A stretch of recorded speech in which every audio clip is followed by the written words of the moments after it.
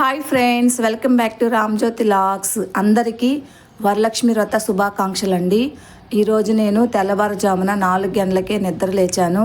ఇంకా ఈరోజు పూజ చేసుకుంటానో లేదో అని ఆందోళనలో ఉండాను. కానీ అమ్మవారి దయ వల్ల చాలా బాగా పూజ చేసుకున్నానండి.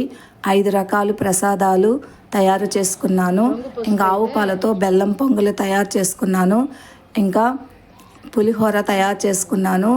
వడలు తయారు చేశానండి. ఇంకా పానకం, వడపప్పు తయారు చేసుకున్నాను. ఇంకా ఆ తర్వాత తులసమ్మ దగ్గర దీపం పెట్టుకొని పూజ చేసుకున్నాను. ఇంకా అమ్మవారిని ఆవు పాలతో అభిషేకం చేసుకున్నానండి. ఇంట్లో బంగారు కాసు ఉంటే లక్ష్మీదేవి రూపు పూజల్లో పెట్టుకొని పూజ చేసుకున్నాను. అమ్మవారికి చీర కూడా పెట్టుకున్నానండి.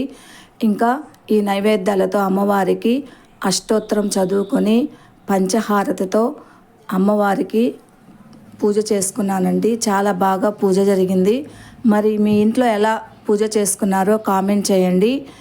అలాగే కొత్త వారు ఎవరైనా ఉంటే నా ఛానల్ని సబ్స్క్రైబ్ చేసుకోండి. ఈ వీడియో నచ్చితే ఒక లైక్ ఇవ్వండి. Thank you.